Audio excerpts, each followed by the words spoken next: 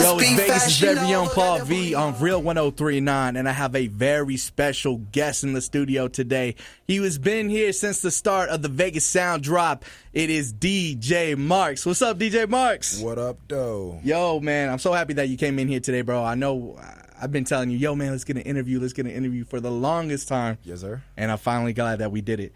Bro, I got to ask you, man, Glad to be here. Thank you, dude. You don't understand. Sometimes some people, like, are too cool for school, you know, and like the energy is off. Stay in school, you stay in school, right? Bro, I gotta ask you something. Where did Marx come from? How did you come up with that name? Is that your legal name, Marx? Ooh, my legal name is not Marx. Okay, and we can leave it at that too. If you want. Honestly, I ran through a million DJ names, and that was probably like one of my biggest downfalls of coming up is not being able to find a name to stick with. I got you. And the funny thing about it is that probably like 7 years ago, I was like, I should be DJ Marx.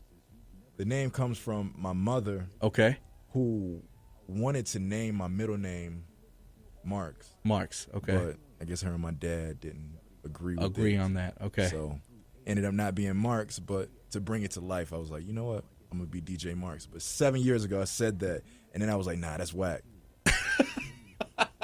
So what then? So 7 years ago you said that and then said, "Oh, no, I don't like it. That's whack." So what happened from there? Like what was your name after that? Worse names than that. Okay. I ended up doing Gemini because I'm a Gemini, but I spelled it with a J. Okay. And then I was just like Julian Todd, which is my name. Yes, okay. And then like what else did I have? Like Black Noise, like a whole bunch of terrible names. I got you. All right, and, like, no doubt. DJ Marx was perfect, but yeah. I didn't see it then. Yeah, so. you had to give it some time to like marinate exactly a little bit. So you said you picked out your name 7 years ago. Is that when you first started DJing or getting into music? Nah, I've been doing music since I was about 12 or 13. So 12 years old. It's been a while. Yeah, it's been a real long time. But then when I actually started, like, you know what, I'm gonna take this serious. Right. I've always taken it serious. The fact I went to school for it and everything. Like I've always known that's what I wanted to do in my life. Got you. It was just like that time when it was like, all right, I want to do this for a living and so on and so forth. Right. It was probably about 7 years ago, and then it still took some time to actually start becoming a professional. Right. Getting money from doing what I love to do. Yeah. And so that was probably like a couple years ago. And so with that process, man, from everything that you learned, what would you tell somebody, like let's just say I was a kid off the street, right? Uh-huh. I just seen you perform. I'm like, man, I got dreams now of being a DJ. A kid walks up to you, says, hey, how do I become a DJ? Like, what advice would you tell that kid? Listen to music. Yeah. Just don't stop listening to music. Just keep getting, you know. Build that mental catalog of music in your head up. Download music. Just don't stop listening to music. You know what, man? It's funny that you say that because when we were doing the Vegas Sound Drop at Wet and Wild, we would always talk when we were in the, like, when you were DJing, right? I'm not trying to, like, interrupt you so much when you were DJing, but, you know, like, songs would come up, and I remember you would have songs like, off the top of your head just ready to go. We'd talk about something, and then, oh, yeah, just like this track, or just like this track. You were like like you said, a catalog of music. You were like a librarian of did I say that right? Librarian? Hey. Librarian of music. Whatever. Yeah, exactly. I always trip on that word. Stay in school, kids. That's right. Yeah. So who put you on like to music, or what kind of music were you listening to growing up? I mean, my parents, of course. My dad's record collection and CD collection is massive. Yeah. Like, insane. And he would not let me listen to anything. He would not, because I think I listened to something and I broke a CD. Okay. I feel like I think that's what happened. I broke a CD and he was like, you know what, you can't listen to my collection no more. So yeah.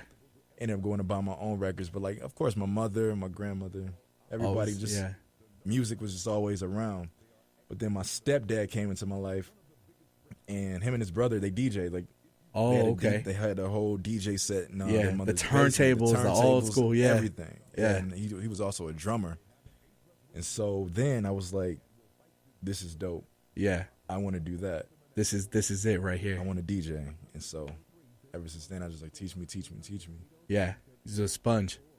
Dude, that's what's up, man. I know with me, like, music has always been around in my life, and like you said, it's been around in your life too, but like I'm talking about everything, and maybe it's been the same for you, where it's like if we got to clean the house, the music's on Saturday, you know. So yeah, something's bumping in the background, you know. You sweep into something, or you cleaning something off, you got music in the background. The Temptations, okay, that's dope. Michael Jackson, you know, so that's what you started off, like Temptations, Michael Jackson, on that side. And then who put you on, or how did you get into rap? How did you get into hip hop?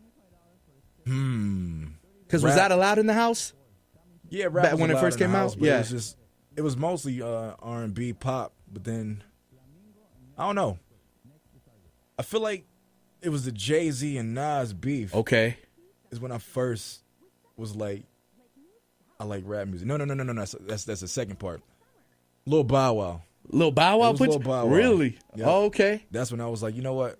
I want to be a rapper. Yeah. This little kid could do it. I could do it. Yeah. I couldn't do it. Not rapping, but yeah. But producing and DJing, that's what fueled me wanting to like pursue music. Yeah.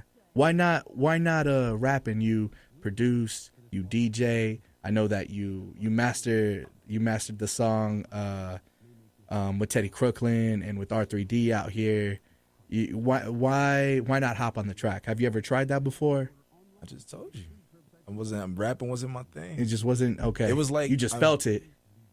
It's like I could rap and I could write raps. Like I got really good at writing raps, but I was so caught up in my head of writing the raps, I never got good at rapping.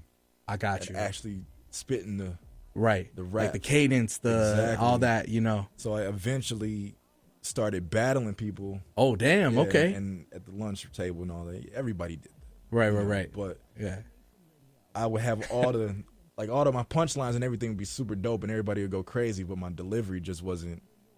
You felt like it was off a little bit. Yeah, like I didn't deliver how other people deliver. Like some people would deliver better and have worse lyrics, but it just sounded better. I got you. And like I was just, yeah, like, oh yeah, that was a dope line. Right. So maybe somewhere down the line, you know, you might dabble in it a little bit. I might. I feel like I gotten a little better with the cadence. There you go. All right. So you, bro, every time I see you, man, you're always dressed to the nine. You got your chain on, bro. You got a dope shirt on, your kicks, bro, everything, dude. So how like where does your style come from, bro? And you know, as Biggie said, I'm a Detroit player. Okay. Oh, so you're from Detroit then? Detroit, man. Okay. That's just embedded in me. Plus, my mother always had me fly since I was little. So there you go. Yeah. Shout out to mom. Yeah. So what would you say is like your favorite like piece of like clothing? Is it the jewelry, the shirts, the shoes? Sneakers, man. Sneakers? Okay, so let me ask you this then. If you top 5 sneakers, or what's your favorite sneaker if you got it of all time? I mean, the low top white Air Force Ones. Oh, it's classic. I would not even the low top, the mids. The mids, okay. I would buy one every 3 months or so, like that, something like that. Just have some that's crispy, white, gleaming. Always. That's what's up. All right, bro. I know me personally too, man. It's just sneakers is you put them on your feet and just like you get like this feeling of like, oh man, it's a brand new shoe. It feels good. You get this confidence. It just hits you. It's almost like when you get a haircut. You're like, oh man, it brings you back. You're just like, oh man, it's the same feeling. At least that's how I always felt, man. So that being said, if you know, sneakers, music, this is all a part of a culture that we have here. Where would you like to see the culture of like hip hop and rap, be? Where would you like it to be shown more? Shown. I feel like rap's taking over the world right now. Hey, I agree. I guess personally, I would like to see the culture that's being embraced. Not only just embrace the culture, like it's black people, so it's like right. I wish people just treated us better all around, not just you know, you see us rapping, you see how we dress, and you kind of emulate everything, and then you kind of just throw it to the side. Like, don't miscount us. Like, I got you. Yeah. Give credit where credit's due. Give us credit. Yeah. Show love, and just appreciate us. Who do you think has the biggest impact right now in the culture? As far as music, clothing, television, movies, and anything and everything. I mean, I'm always gonna say Jay-Z. Jay-Z? That meant, yeah, I agree with you. I think he has a huge influence. And he just became, if I'm not mistaken, like the first billionaire, right? Yeah. Yeah. No, that's insane. I think Kanye also has a big part of it. Yep. Virgil Abloh. Virgil's doing his thing too. Virgil's doing his thing. Jerry Lorenzo, for sure. He just did the shoes with Nike. Yeah. Those things are fly, man. I have to say. All that stemming from Jay. All that. How would you say it? Like, how does that stem from Jay? I mean, Jay gave Kanye his opportunity. That's true. Okay. Kanye gave Virgil his opportunity. Oh, I see what you're saying. Yeah, you're going back. Yeah. Yeah, going back down the history line of how it all started. Oh, okay. I see it. If you were to not be DJing right now, what do you think you would be doing? Producing. I mean, not DJing. Not DJing. Yeah. Producing. Yeah. Not DJing, not producing. You can't even fathom it. Like, it just. I can't. I yeah. mean, I also like to draw growing up, so maybe doing art. Something with art, still graphic design or something. In the art field. Yeah, I'm such a creative. I'm like right brain all the way. Dude, that's what I say. Here's the thing. I'm a Gemini too, so everything that you say, man, I completely understand. I agree with you, and I think it really takes people that are creative to just like be in the same. And it doesn't even have to be in the same room, but just be in that element with other like creative people to help like just flourish like great things. Exactly. You know what I'm saying? Like whether it's music, art, fashion, you know,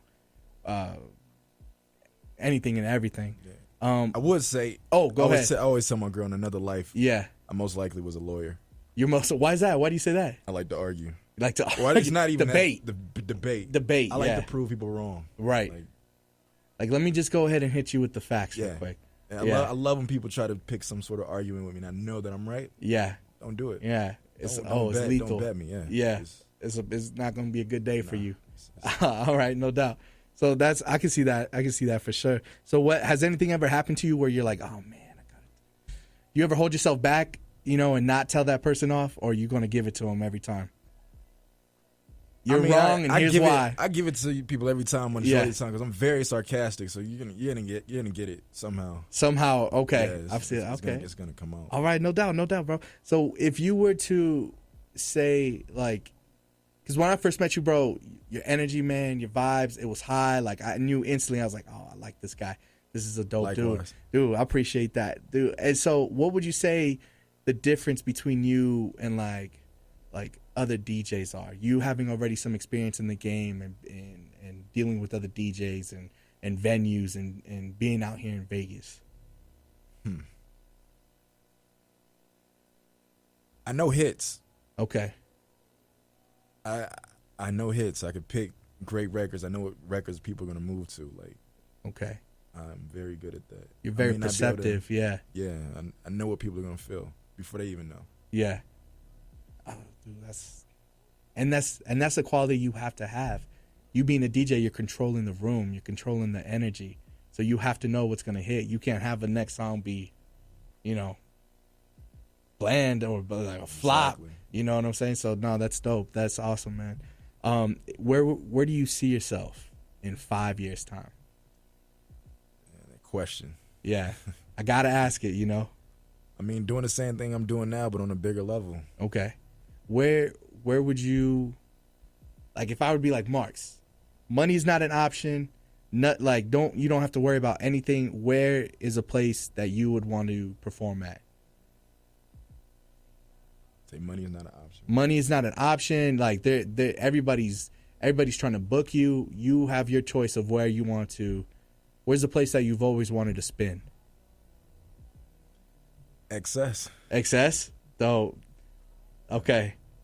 All right, man. That's dope, man. Still on the board. They're still on the board? They're working on that?